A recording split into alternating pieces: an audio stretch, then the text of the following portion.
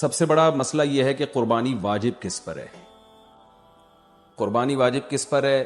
لم سم عوام کی سہولت کے لیے ایک نصاب بیان کرتا ہوں جو علماء بتاتے ہیں. 52.5 تولہ چاندی دیکھ لیے گا نیٹ پر. تو اتنی مالیت کا کسی کے پاس سونا ہو یا چاندی ہو یا تجارتی مال ہو. تجارتی مال کہتے ہیں وہ سامان جو بیچنے کے لیے آپ نے خریدا ہے, یا کیش رقم ہو, یا یہ کہ ضرورت سے زائد سامان. ضرورت سے زائد سامان کہتے ہیں وہ سامان جو پورے سال بھی استعمال نہ ہوتا ہو. تو ایسی کوئی چیز اگر آپ کے پاس اتنی مالیت کی پڑی ہوئی ہے, یا ایک نہیں 2-4 چیزیں مل کے اتنی مالیت کو پہنچ جاتی ہیں, یعنی خلاصہ یہ نکلا کہ آپ کے جو استعمال میں آنے والی چیزوں کے علاوہ آپ کے پاس اتنی مالیت کی مال موجود ہے, اور ضروری خرچے اس میں سے نکال دیں, قرضے نکال دیں, وہ سب نکال کے بھی اتنے پیسے آپ کے پاس بچتے ہیں 50, 55, 60 ہزار تک, تو پھر آپ پر قربانی واجب ہے. یہ بہت مختصر بتا رہا ہوں کیونکہ اگر میں اس کی نصاب کی ڈیٹیل میں گیا تو پورا کلپ اسی میں نکل جائے گا. تو لم سم ایک بتا رہا ہوں آپ کو کہ اتنا اماؤنٹ کسی کے پاس ہو تو اس پر قربانی واجب ہے. پھر بھی سمجھ میں نہ آئے تو اس بارے میں میرے دوسرے کلپ یوٹیوب پہ آپ کو مل جائیں گے, یا دوسرے علماء سے آپ تفصیل پوچھ لیں, وہ انشاءاللہ آپ کو ڈیٹیل بتا دیں گے. کیونکہ نصاب میں اگر میں زیادہ ڈیٹیل میں گیا تو بہت ہی لمبی بات ہو جائے گی پھر. تو اس پر قربانی واجب ہے. بڑا مسئلہ یہاں پر ایک یہ اٹھایا جاتا ہے کہ کیا گھر کا سربراہ اگر قربانی کر لے تو سب کی طرف سے کافی ہو جائے گی, یا جو بھی صاحب نصاب ہے جس میں بھی استطاعت ہے اس پر الگ سے قربانی واجب ہے. اس میں فقہا کا اختلاف ہے. بعض علماء کی رائے یہ ہے کہ ایک آدمی اگر گھر کی طرف سے قربانی کر لے تو سارے اہل خانہ کی طرف سے کافی ہو جاتی ہے, اور اس کے بارے میں بعض تابعین سے آثار منقول ہیں, مصنف ابن ابی شیبہ کی روایات ہیں. لیکن ہماری رائے یہ ہے, اور بر صغیر کے علماء کی رائے یہ ہے, اور امام ابو حنیفہ رحمہ اللہ تعالیٰ کی بھی رائے یہی ہے کہ ہر شخص پر الگ سے قربانی واجب ہے اگر وہ صاحب نصاب ہے. اور اس کی 2 دلیلیں بہت مضبوط ہیں. سب سے مضبوط دلیل رسول اللہ صلی اللہ علیہ وسلم کی حدیث ہے, من وجد سعة لأن يضحي فلم يضحي فلا يقربن مصلانا. آپ صلی اللہ علیہ وسلم نے فرمایا جس کے پاس قربانی کی طاقت تھی اور اس نے قربانی نہیں کی تو وہ ہماری عیدگاہ کے قریب بھی نہ پھٹکے. تو اس سے پتہ چلتا ہے کہ جس کے پاس بھی اس طاقت ہے, تو اس میں یہ نہیں ہے کہ گھر کا سربراہ سب کی طرف سے کرے گا. تو یہ جو ہے ایسا نہیں ہے, بلکہ صاف الفاظ ہیں حدیث کے کہ جس کے پاس بھی استطاعت ہے تو وہ اس پر قربانی اس کو کرنی پڑے گی. اور دوسری دلیل یہ ہے کہ عبادات میں کہیں بھی ایسا نہیں ہوتا کہ ایک کی عبادت دوسرے کی طرف سے کافی ہو جائے. تو اس پر قیاس کا تقاضا بھی یہی ہے کہ جب اسلام میں کوئی بھی ایک عبادت دوسرے کی طرف سے کافی نہیں ہوتی تو یہ کیسے ممکن ہے کہ قربانی جو مستقل ایک سنت ابراہیمی ہے وہ ایک کرے اور دوسری کی طرف سے بھی وہ خود بخود ادا ہو جائے. تو یہ اس کا بھی تقاضا ہے. بعض حضرات یہ دلیل دیتے ہیں کہ حضرت ابو بکر اور عمر رضی اللہ عنہما قربانی نہیں کرتے تھے. اچھا سوری, یہ دوسرے مسئلے کی دلیل ہے. تو پہلا تو یہ ہو گیا کہ قربانی ہر صاحب استطاعت پر لازم ہے. بیگم کے پاس اگر زیور ہے اور اتنی مالیت کا ہے تو اس پر بھی قربانی واجب ہے. پھر وہ الگ بات ہے کہ اس کی طرف سے میاں اس کی پرمیشن سے کر دے, یعنی واجب تو اس پر ہوگی لیکن ضروری نہیں ہے کہ وہ خود کرے, اس کی طرف سے اس کا میاں بھی کر سکتا ہے اس کی پرمیشن سے, اجازت سے. اور میاں اپنی طرف سے بھی ایک کر دے اور بیگم کی طرف سے بھی ایک کر دے, یعنی گھر کے ایک فرد کرے گا اور سب کی طرف سے کافی ہو جائے, یہ نہیں ہے, بلکہ ہر فرد کو الگ کرنی پڑے گی.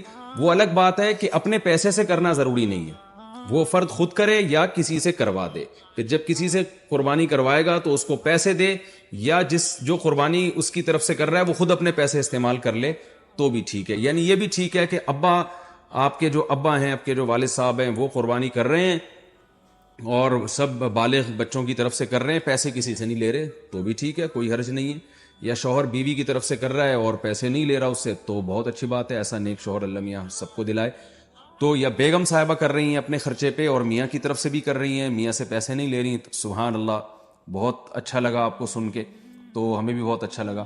تو یعنی پیسوں کا ہر ایک کا ڈالنا ضروری نہیں. اچھا یہ بھی ایک مسئلہ ہوتا ہے کہ بڑا بھائی کر رہا ہے سب کی طرف سے اور سب سے آدھے آدھے پیسے لے رہا ہے قربانی کے, وہ یا تھوڑے تھوڑے پیسے لے رہا ہے, باقی پیسے اپنی جیب سے ڈال رہا ہے, تو بھی ٹھیک ہے.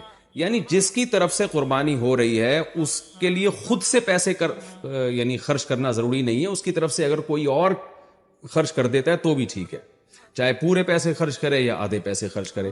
قرضہ لے کے بھی قربانی کی جا سکتی ہے. آپ کے پاس اگر پیسے نہیں ہیں تو آپ قرضہ لے کے کر سکتے ہیں, اگر آپ کو یقین ہے کہ میں یہ قرضہ بعد میں لوٹا سکتا ہوں. البتہ قرضہ کھا کے قربانی ٹھیک نہیں ہے کہ آپ نے کسی کا قرضہ دینا ہے، وہ مانگ رہا ہے، دروازے پہ کھڑا ہوا ہے، وہ دے نہیں رہے اور آپ اس کے پیسوں سے بکرے کاٹ رہے ہیں آپ، یہ ٹھیک نہیں ہے، یہ آخرت کے لیے بھی نقصان دہ ہے اور وہ بکرے کے لیے تو نقصان دہ بہرحال ہے ہی ہے۔ تو ایک مسئلہ تو یہ ہو گیا۔ دوسرا مسئلہ یہ ہے کہ قربانی کیا واجب ہے یا سنت ہے؟ تو اس بارے میں بھی دونوں رائے ملتی ہیں علماء کی۔ جو علماء کہتے ہیں سنت ہے وہ بھی عام سنت نہیں مانتے بلکہ سنت مؤکدہ۔ سنت مؤکدہ کا مطلب جو نہیں کرے گا قابل ملامت ہوگا، اور امام ابو حنیفہ رحمہ اللہ تعالیٰ کی رائے کے مطابق یہ واجب ہے، اور اس کی دلیل وہی ہے کہ پہلی بات تو یہ کہ عبادت ہے، اور عبادت میں احتیاط کے پہلو کو ترجیح دی جاتی ہے، کیونکہ احتیاط اسی میں ہے کہ اس کو اگر واجب قرار نہیں دیتے تو بہت سے لوگ قربانی کا فریضہ چھوڑ سکتے ہیں، اور اس بات کا خطرہ موجود ہے کہ قیامت میں ان کو گناہ نہ ملے، تو اس لیے احتیاط کے پہلو کو ترجیح جائے گی۔ اور مضبوط دلیل امام حنیفہ کی قرآن نبی صلی اللہ علیہ وسلم کی وہی حدیث ہے، من وجد سعة لأن يضحي فلم يضحي فلا يقربن مصلانا۔ آپ صلی اللہ علیہ وسلم نے فرمایا جس کے پاس قربانی کی گنجائش تھی اور اس نے قربانی نہیں کی وہ ہماری عیدگاہ کے قریب بھی مت پھٹکے۔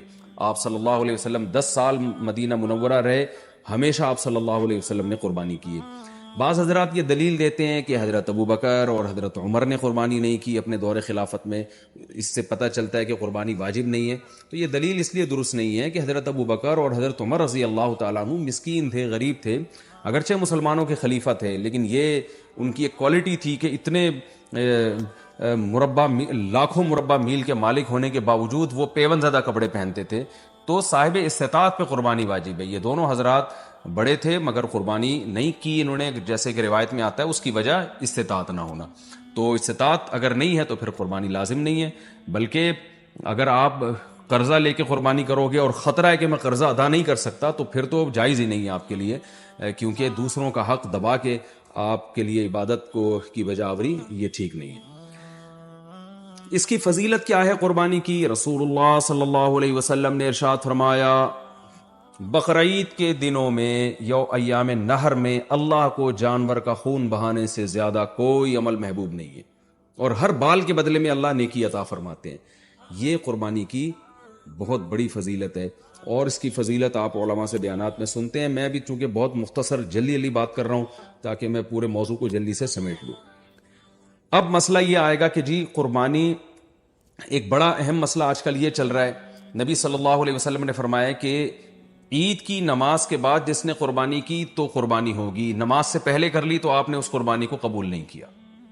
تو اس سے صاف پتہ چلتا ہے کہ شہر میں جہاں عید کی نماز ہوتی ہے وہاں عید کی نماز سے پہلے قربانی نہیں ہوگی۔ اب چونکہ بہت ساری عید کی نمازیں ہو رہی ہیں تو علماء کہتے ہیں کہ جس شہر میں آپ رہتے ہیں پورے شہر میں کہیں بھی عید کی نماز ہو جائے گی تو آپ کے لیے قربانی کرنا جائز ہوگا۔ بہتر تو یہی ہے کہ آپ خود جب تک عید کی نماز نہ پڑھیں قربانی نہ کریں، لیکن اگر کسی نے قربانی کر لی خود نماز پڑھنے سے پہلے تو اگر پورے شہر میں کہیں عید کی نماز ہو چکی تھی تو آپ کی قربانی ہو گئی، عید کی نماز نہیں ہوئی تھی آپ کی قربانی وہ کالعدم ہے۔ بہت سے ملکوں میں عید کی نماز پہ پابندی ہے، تو وہاں پر یہ کیا جائے گا کہ بہتر یہ ہے، افضل یہ ہے کہ زوال کے بعد آپ قربانی کریں۔ اگر پورے شہر میں عید کی نماز ہو ہی نہیں رہی ہے تو پھر زوال کا وقت یعنی ظہر کا وقت جب داخل ہو جاتا ہے تو پھر آپ جانور قربان کریں، اس سے پہلے قربانی نہ کریں۔